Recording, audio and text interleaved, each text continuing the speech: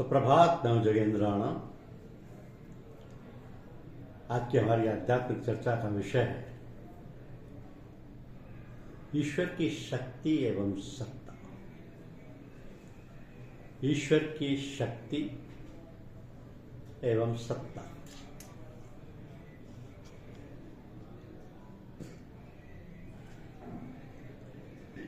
कहूं मैं किस तरह, मैंने उस महफिल में क्या देखा है। जवां जब काट लिए है तब किया है राजदान उसको। फिर से सुनिए कि कहूं मैं किस तरह, मैंने उस महफिल में क्या देखा है। जुआ जब काट ली है तब किया है राजदान। मनुष्य एक स्थूल शरीरधारी प्राणी है। परमात्मा का कोई स्थूल स्वरूप नहीं, वह अत्यंत सूक्ष्म शक्ति मात्र है। ऐसे में दोनों का मिलन कैसे संभव है? आज के भोगवादी संस्कृति के युग में उनकी शक्तियां क्षीण हो चुकी हैं। आज के मनुष्यों में पूर्वजों की तरह कठिन परिश्रम, जप तप आदि करने की शक्ति नहीं। ऐसे में केवल सद्गुरु के शरणागत होकर ही पार लगा जा सकता है। गुरु मनुष्य एवं ईश्वर के बीच की कड़ी है। हमारे बीच रहता हुआ, स्थूल लोकों से मिला हुआ और साथ ही साथ सूक्ष्म लोकों में विचरण करता हुआ ईश्वर की शक्ति एवं सत्ता का साक्षात्कार भी कराता है। तो ऐसे व्यक्ति से संबंध बनाकर हमें उससे शक्ति पूजा प्राप्त करनी चाहिए, तभी हमारे कल्याण संभव है।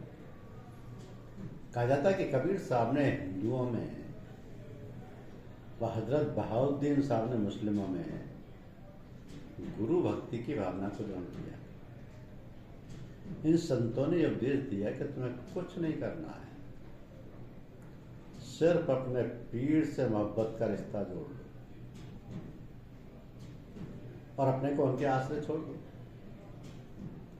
तो गुरु को अपने हृदय में बसा लेने से इस भवसागर को पार किया जा सकता है।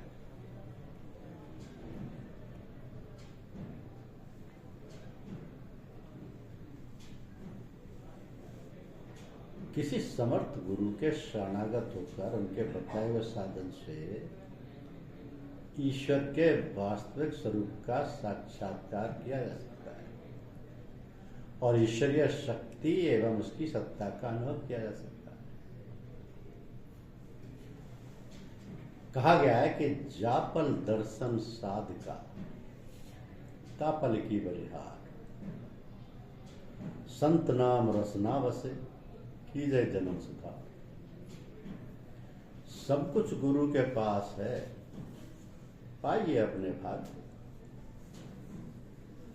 सेवक मन का प्यार है, रहे चरण में लाभ। गुरु की आज्ञा मान लें, सब कारज सिद्ध हो। अमर अभय पद पाइए, काल न व्यापे सो।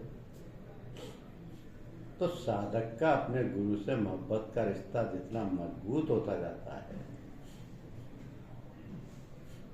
उतना ही वो अदम्ब फना की अवस्थाओं को प्राप्त होता है। अदम शिष्य पर आने वाली वो हालत है जब प्रेम के जज्जों में उससे नाती शुद्ध रहती है और न गुरु की। और फना वो हालत है जब उसका अहम भाव पूरी तरह नष्ट होकर उसका अस्तित्व गुरु में विलीन हो जाए, यानी गुरु व शिष्य एक हो जाए। तो समर्थ गुरु का दर्शन होना हर एक के भाग्य की चीज नहीं,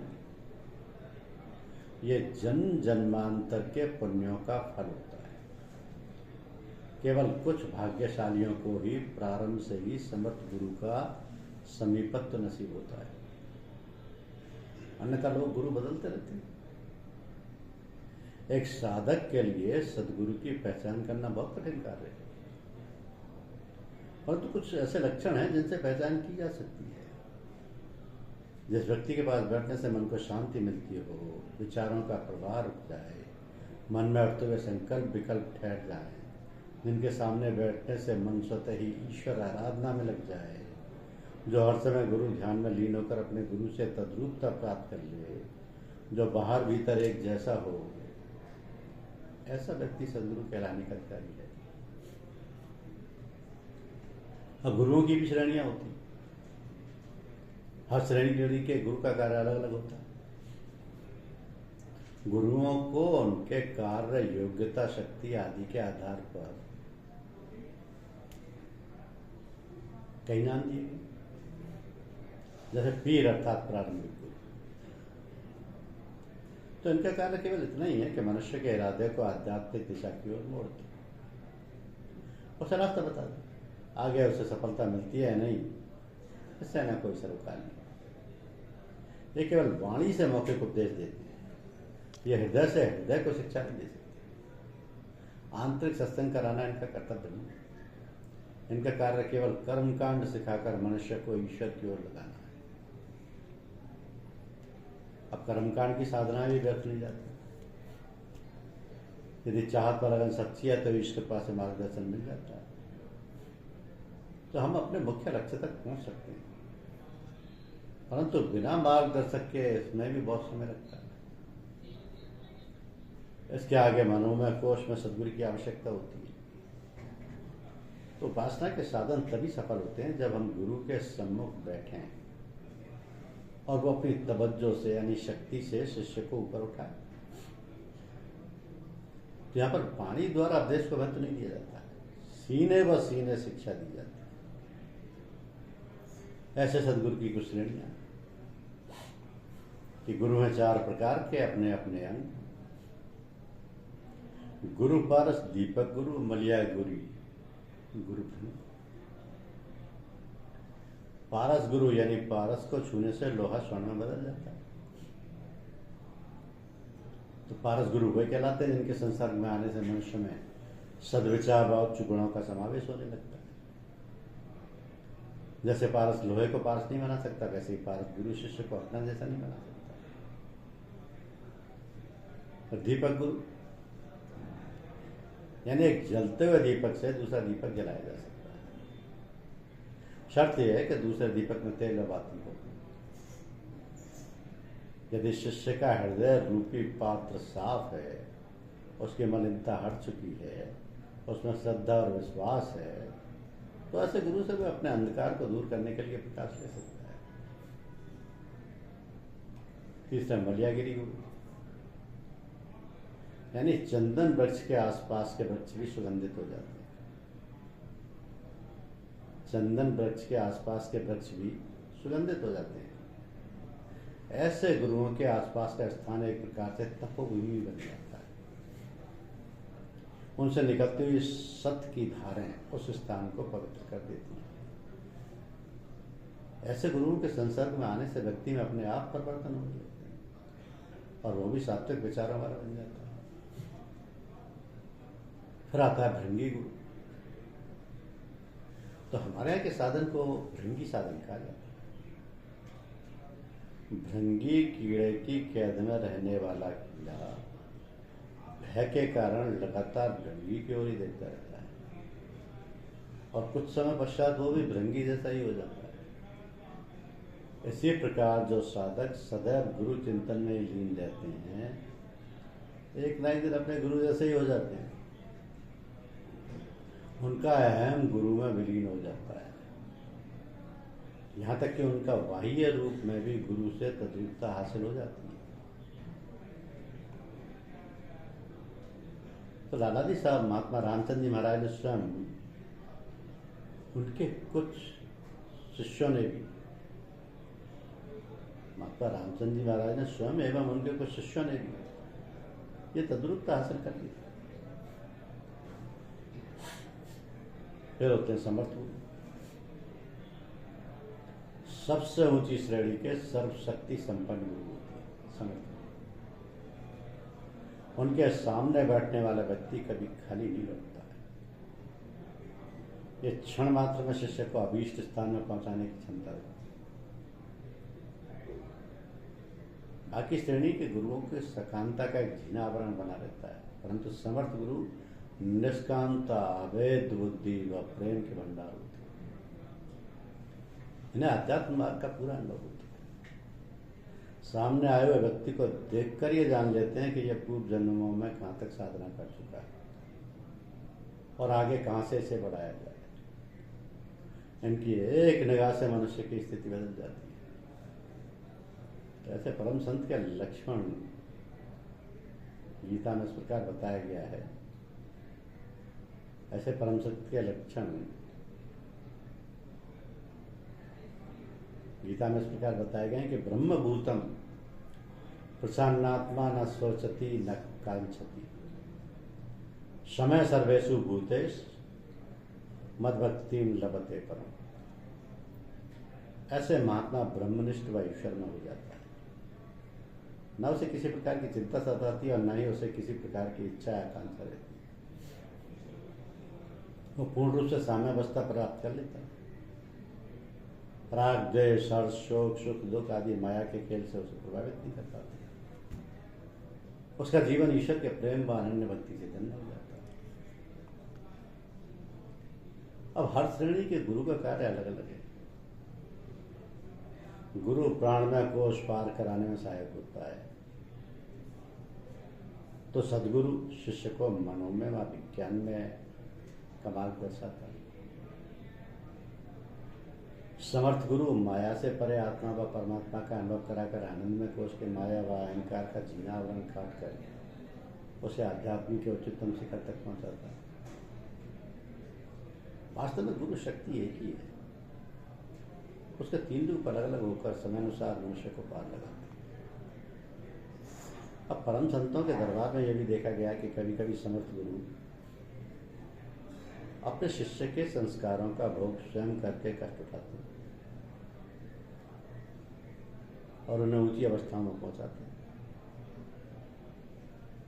यदि सदगुरु ने शिष्य को अपना लिया है तो उसके लिए कुछ भी दुर्लभ नहीं।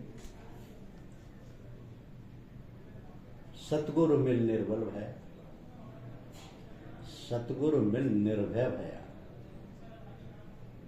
रही न दूजी आस, जाय समाना शब्द में संत नाम विश्वास। आध्यात्म विद्या के रहस्यों को जानने में गुरु का प्रकाश ही सबसे अधिक महत्व की वस्तु है। शिष्य जितना अधिक अपने को गुरु के प्रकाश प्रेम में डुबोता है, उतना ही वह फनाइयत यानी लय की अवस्था की ओर बढ़ता है। तो गुरु के प्रकाश में ही हम महान धार्मिक ग्रंथों को सही अर्थ समझ सकते हैं, क्योंकि ऐसे ग्रंथों का निर्माण भी गुरु के प्रकाश में किया जाता है। अब तुलसीदास जी ने रामचरितमानस के प्रारंभ में ये बात स्पष्ट कर दी कि श्री गुरु पद नख मणिगण ज्योति, सुमरत दिव्य दृष्टि ही होती। श्री गुरु पद नख मणिगण ज्योति, सुमरत दिव्य दृष्टि ही होती। दलन मोह तम सोस प्रकाशु, बड़े भाग और आवई जासु। गुरु महिमा का इससे अधिक क्या बखान हो सकता है कि बलिहारी गुरु आपने गोविंद दिया बताए। गोविंद भी बलिहारी गुरु आपने गोविंद दिया बताए। ये भी डिसाइड करना मुश्किल हो जाता है, निर्णय करना कि गुरु बड़े हैं भगवान बड़े हैं। इसलिए परमात्मा का कोई स्थूल स्वरूप नहीं, वो तो अत्यंत सूक्ष्म शक्ति मात्र है। ऐसे में दोनों का मिलन कैसे संभव है? ऐसे में केवल सदगुरु के शरणागत होकर ही पार लगा जा सकता है। गुरु मनुष्य एवं ईश्वर के बीच की कड़ी है, हमारे बीच रहता हुआ स्थूल लोकों से मिला हुआ है और साथ ही साथ सूक्ष्म लोकों में विचरण करता हुआ ईश्वर की शक्ति एवं सत्ता का साक्षात्कार भी करता रहता है। तो ऐसे व्यक्ति से संबंध बनाकर हमें उससे शक्ति और पूजा प्राप्त करनी चाहिए, तभी हमारा कल्याण संभव। कबीर साहब ने हिंदुओं में,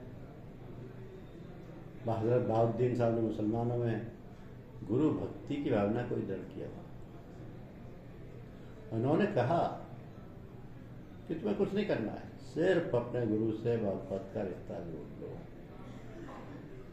और अपने को उनके आश्रय छोड़ दो। गुरु को अपने हृदय में बसा लेने से ही इस भव सागर को पार किया जा सकता है। धन्यवाद।